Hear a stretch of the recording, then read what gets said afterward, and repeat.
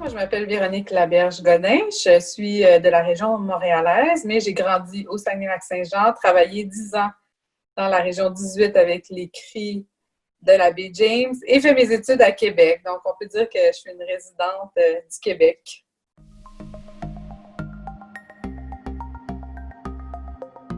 C'est le fun de pouvoir s'impliquer dans une organisation qui change les choses. Donc, j'avais envie de voir comment ça fonctionnait dans le MAC, comment étaient prises les décisions. J'avais envie de les influencer aussi. Donc, c'est pour ça que je me suis impliquée. Bonjour, je suis Alexandra Maltais. Je suis de la région du Saguenay-Lac-Saint-Jean et représentante MAC en tant que membre partenaire.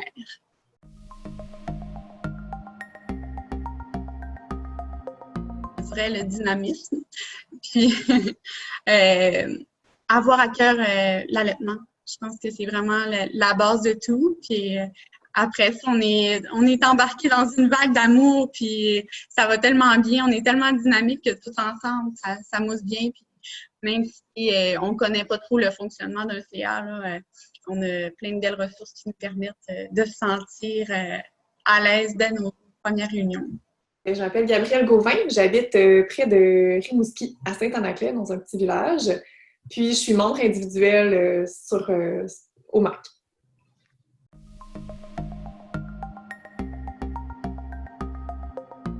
Il y a beaucoup de respect puis d'ouverture au sein du groupe. On n'a pas peur de dire ce qu'on pense, de dire nos idées. Raphaël aussi est capable de bien expliquer les enjeux. Quand on est une nouvelle administratrice, là, par exemple, mais moi, j'avais besoin au début, avant de me prononcer, de bien me familiariser avec les dossiers et les enjeux. Je ne suis pas le genre de personne qui va entrer en disant tout de suite haut et fort mes opinions. J'ai besoin d'observer puis de prendre mon temps, de voir comment ça se passe. Puis, c'est ça, on est capable d'amener chacune notre façon de voir les choses, puis de notre personnalité, notre façon de travailler. Je m'appelle Raphaël Petitjean, je suis directrice générale du MAC et je suis bénévole pour le MAC depuis sa fondation en 2009.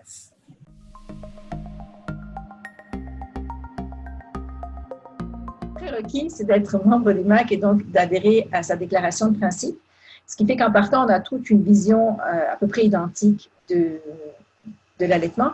Et évidemment, il faut croire en la mission du MAC et avoir envie de la développer dans la société.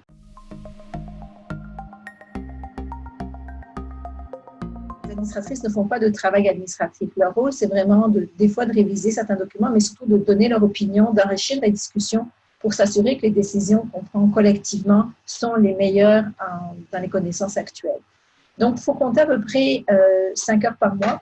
Une réunion par mois, donc une 50aine d'heures dans l'année, c'est ce que déclarent en général en bénévolat les administratrices. Ça me convient très bien parce que je suis quand même éloignée là, de Montréal. À Rimouski, c'est comme 6 heures de route là, de Montréal. Puis je suis maman à la maison, mon garçon ne veut pas en garderie finalement. Donc, ça serait compliqué pour moi de faire des réunions autrement que virtuellement comme ça. Les autres administratrices sont habituées de voir mon garçon qui sautait sur le divan ou que j'allaite pendant les réunions. En fait, c'est la seule façon pour moi de réussir à conjuguer ça. Ça serait pas possible en personne de me déplacer. Donc, pour moi, c'est vraiment, vraiment l'idéal.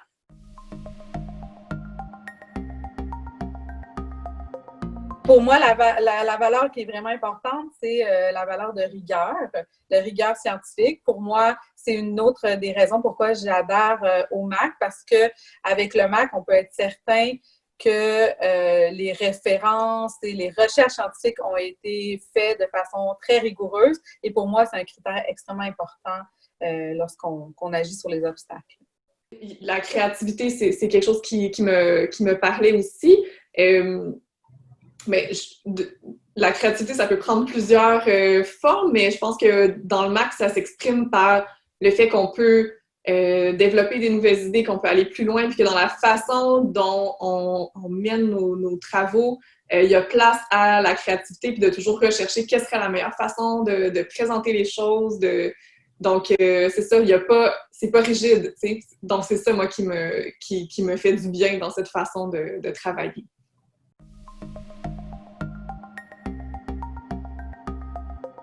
Et en fait, là, ça m'a permis de comprendre l'ampleur puis l'importance des environnements favorables. Puis, c'est vraiment d'ancrer ça dans la population.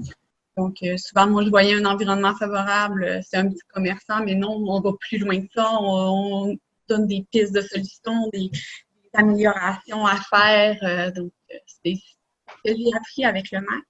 C'est aussi de voir les liens qui ont été faits avec les différents ministères, puis qu'on peut apporter notre opinion, puis ça va être pris en charge là, parce que ça va être pris en considération parce que le MAC a une valeur au sein pour les ministères. Là, on a une plus-value de co-signer un document ou de dire qu'on va dans leur sens aussi. Ce que je trouve intéressant avec le MAC, c'est qu'on agit en amont, comme je disais, sur les stratégies. On agit en amont sur les obstacles. C'est vraiment de la santé publique pure. Si vous avez envie de changer des choses, c'est vraiment de changer l'environnement, vous avez l'impression qu'il y a des injustices ou des choses qui ne devraient pas être. Bien, je trouve qu'avec le MAC, c'est vraiment l'organisation qui vous permet de changer puis d'apporter ces changements-là dans la société.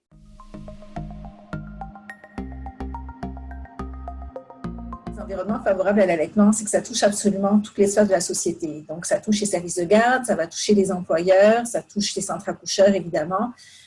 Ça touche tous les espaces publics, les espaces municipaux. Donc, les enjeux sont énormes et c'est justement le rôle du conseil d'administration et des administratrices en place de définir les priorités des projets pour les prochaines années du MAC.